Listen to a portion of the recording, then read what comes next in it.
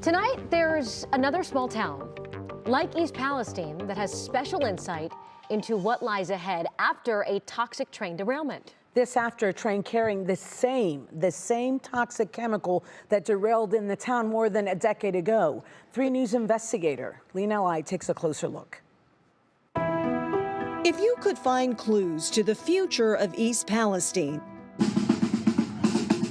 perhaps look no further than the small New Jersey town of Paulsboro near Philadelphia, where in 2012, a Conrail train derailed over a problematic swing bridge, sending 100,000 pounds of vinyl chloride into a creek and cloaking the area in a dense, toxic fog. The whole house literally shook like a huge earthquake. Paulsboro Mayor Gary Stevenson lives right next to the rail line. When I walked down there, I was totally unprepared for what I saw. Multiple train cars in the water and a few more cars teetering, getting ready to fall in.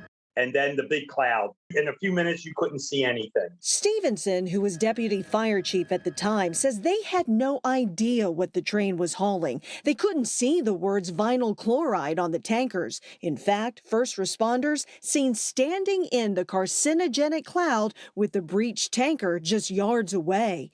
Days passed before people were ordered to evacuate. 10 years later, who knows what's going to happen as far as our health. Paulsboro resident Karen Armistead still worries about her and her daughter's health and says just like in East Palestine, People were saying they were falling out, they weren't feeling well, they were getting sick and everything, but they're telling us that the air is clean, the water is okay. Armistead is among some 2,000 residents who sued Conrail for millions. The cases have since been dismissed or settled for anywhere between hundreds to a few $1,000s. I get into breathing fits. Years later, Stevenson's begun to have breathing problems, which he blames on the chemical exposure. The doctor would say, look, Gary, you won't see it probably the first 7-10 years, but you'll start seeing it afterward. And guess what? He's right. And just like Norfolk Southern and East Palestine, Conrail offered Paulsboro residents money for their inconvenience. Stevenson has a warning for Ohioans. Here, we'll give you X amount of dollars, but you can't sue us. You know, get a health issue down the road. Make sure no one in his town signs a document that states that has a health thing in there. That should not be at all. More than a decade later, the news crews are gone. So are the federal and state officials who assured residents that the air and water are safe. It's like we've been forgotten.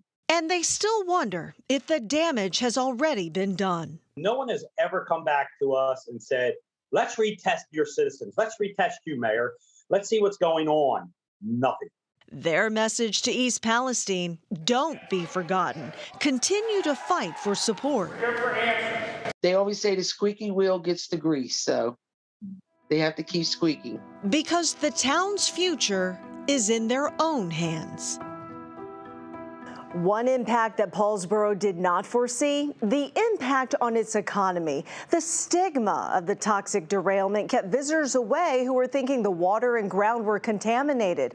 A number of restaurants and shops closed, and the mayor says it took a few years to recover.